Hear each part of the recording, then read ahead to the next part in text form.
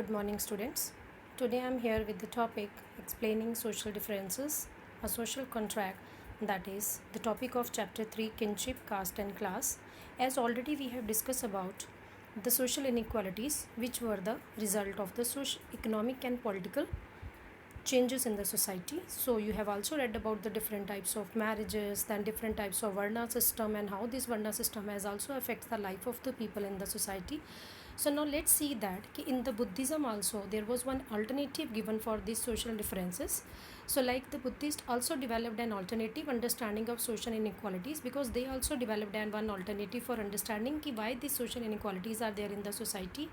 And also they have also developed institution which requires to regulate, means to maintain the social conflict. So in a myth found in the text known as Sutta Pitaka, so they suggested that originally human beings did not have fully evolved bodily forms. Like you read that the human beings are, the different varnas have been formed just because the brahmanas have come out from the mouth of Brahma, and these kshatriyas have come out of the arms, so that is why they are very powerful, and the Vaishyas have been come out of the thighs. So they said that this has not been truly, we can say that the correct. So all beings are living at that time in the idealistic state of peace. They were taking everything from the nature, like whatever they required, like meals and everything. But slowly as the time passed, so there started some deterioration of the state as human beings became greedy and vindictive.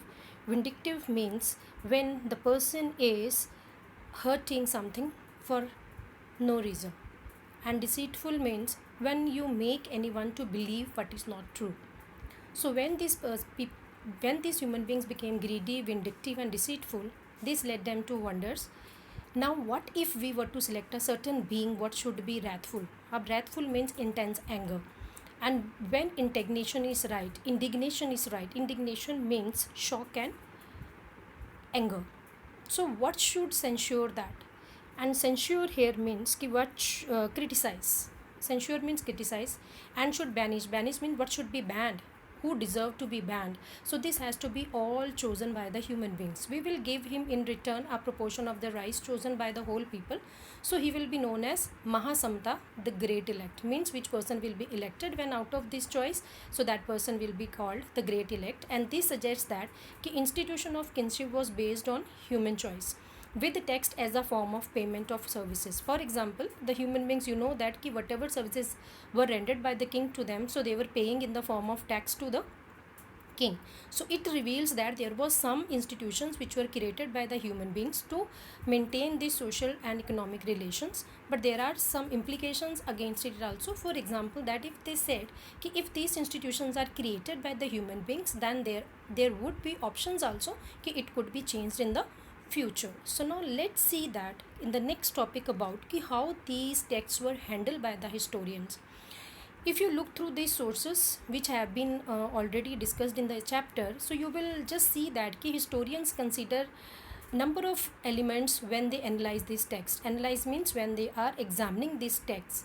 So they examine whether texts were written in the simple language, that is Prakrit, Pali or Tamil languages that are probably used by the ordinary people, or in a Sanskrit language which is the language just only for the priest and the elites, because it's very difficult. And they also consider the kinds of text. Were these mantras they were learning and then chanted by the ritual specialist, or the stories that people could have read, heard, and then they were orally telling if they found them interesting. So besides, they tried to find out about the authors whose perspective and ideas shaped the text. They were going through the different persons opinions. So now whose perspectives have been taken and whose ideas have been shaped this text, as well as they intended an audience. Are very often authors keep the interest of the audience also in mind while framing this text. So while keeping in mind, while composing their work, they also try that the possible dates of the compositions can also be assigned to them, and even the place should also be assigned to that text where it was composed. And it also only after making these assessments that they draw on the content of the text. After arriving at any understanding of their historical significance, they were also imagining about each and everything how it has been done. So what we have seen that in the Mahabharata also, ki while writing about Mahabharata, they have gone through all the content, and we can say that all the evidences whichever they got from the manuscripts, or whether they have whether there is they find it out different the content of it from the text. So they arrive at an understanding after analyzing each and every concept of it. So now let's see that what is the language and content. So let's look at first of the language of the content or language of this text Mahabharat. The version of Mahabharat, we have been considering it to be Sanskrit, but this Sanskrit is not that Sanskrit which is used in Vedas. You know that the Sanskrit which is used in Vedas, that is very tough. So but Mahabharat is written in that Sanskrit language which is very simpler. As you read in the second chapter, it's not that tough like a Vedas or Prashastis. Prashastis you read in the second chapter. Prashastis are those which are written in the praise of kings. Fine. So history usually classify the content of the present text under two broad heads. The one section was that ki certain stories were there, and these stories were designated as narrative. Maybe you were reading it in science, English also. Narrative means to narrate the story.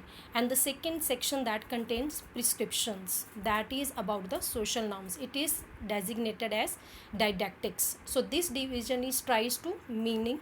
It tries to mean by that it was watertight. The didactic section includes stories, and narrative often contains a social message. So when we see these all things that this text contains two different sections, one is of narrative and another was of didactic. So now let's see that how these dates have been assigned to it, assigned to these states. So interestingly, the text is described as an itihasa within early Sanskrit tradition. You know that in Sanskrit this history is called itihas. So within early Sanskrit tradition. So literal meaning of the term is thus it was, which is why it is generally translated as history.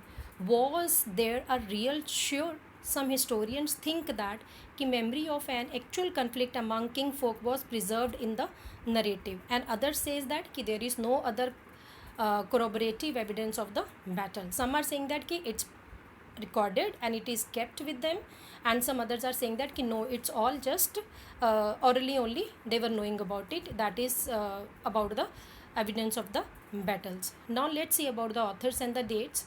Now who wrote this text? The question arises that who has written this text Mahabharat, and the different texts which have been found in Hinduism and Buddhism. So this is a question to which there are several answers. The original story was probably maybe composed by the charioteers. Charioteers are those people, those who are driving the chariot, रथ जिसको हम कहते हैं बेटा.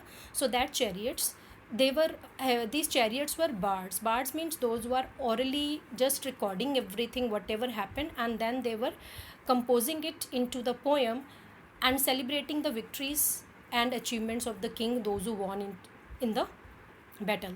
So these compositions circulated orally only. So they were not writing at that time when they were in the war, the battle. So they were just orally composing it.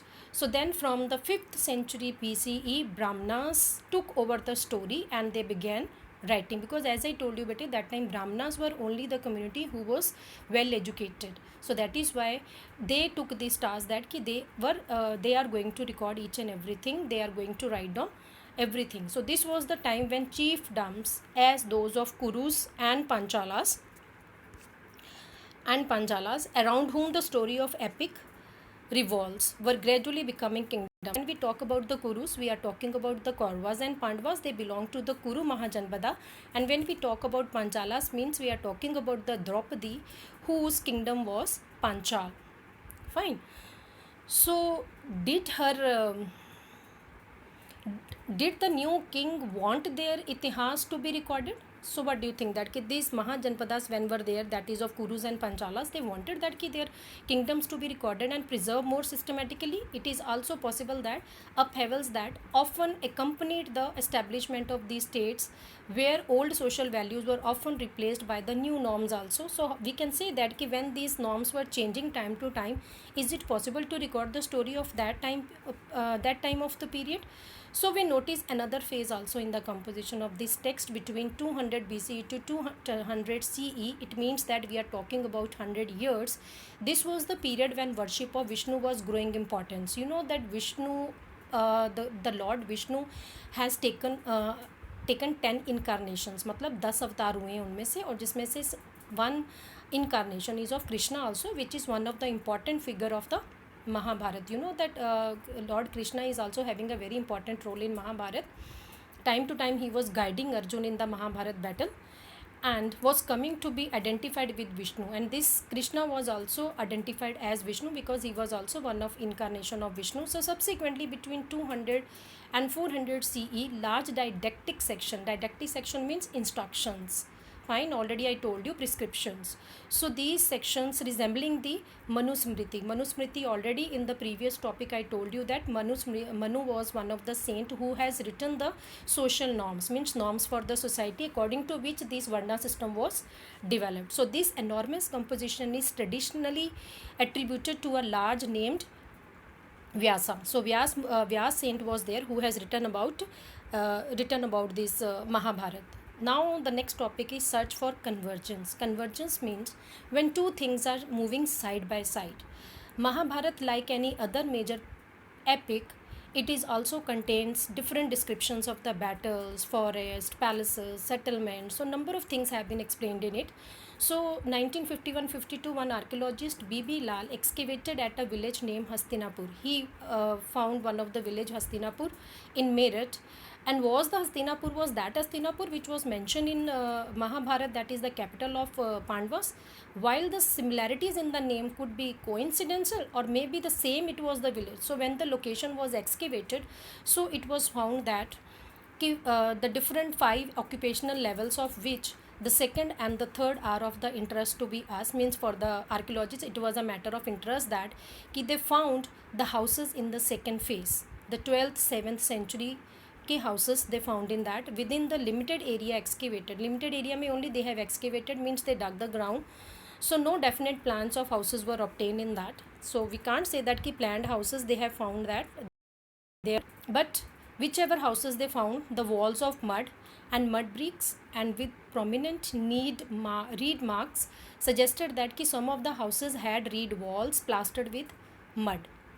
And for the third phase, that is the 6th to 3rd century, he noted that houses of the period were built of mud brick as well as burnt brick also. So means time to time there was change also. That is why we are saying that it's a time of convergence. It means that two things are moving together. One side when they were excavating about the present situation, side by side they were also getting about the Mahabharata's time of the house plans, how the houses were there. Even the soaked jars and brick drains were also made up of the bricks were used for draining out the refuse water, and even the terracotta ring wells were also found in that particular Hastinapur location.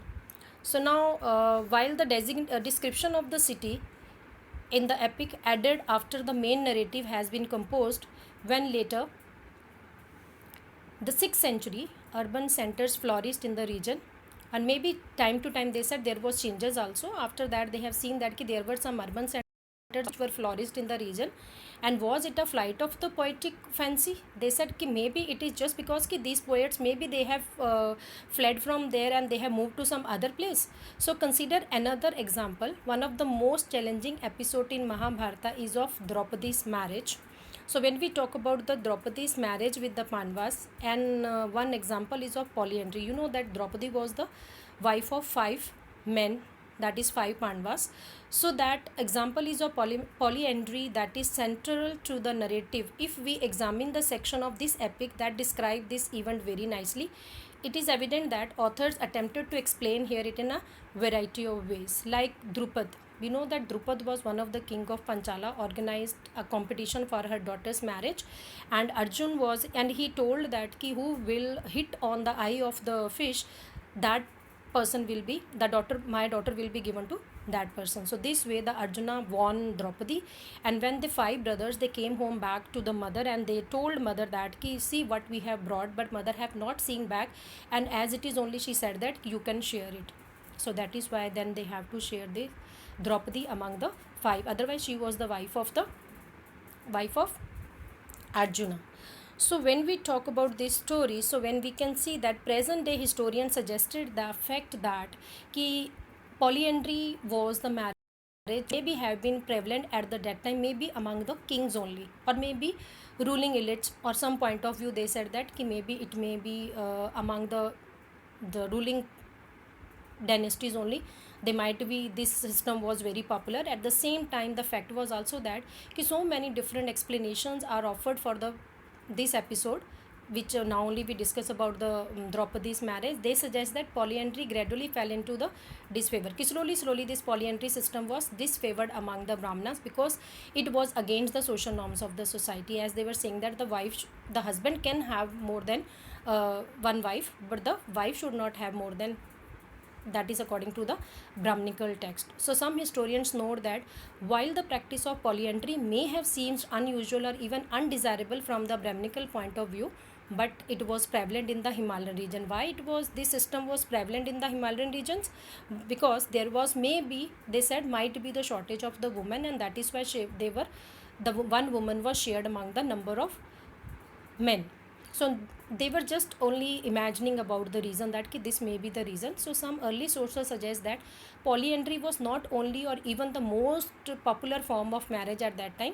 Then why then the authors choose to associate this practice with the central characters of Mahabharata? Ki polyandry, it was not that popular form of marriage.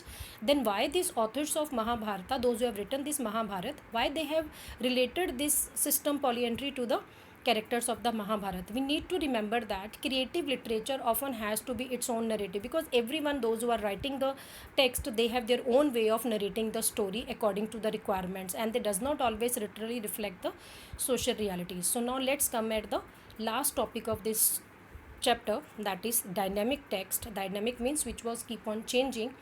The growth of Mahabharata did not stop here only. Don't think that the Mahabharata is only written in Sanskrit version, but over the centuries the versions of the epics were also written in variety of languages through an ongoing process of the dialogues between the people. In the dialogue form it has been written, or maybe it is written by the communities and those who wrote the text. Several stories that originated in specific region and circulated among certain people, and everyone has written it in a different ways.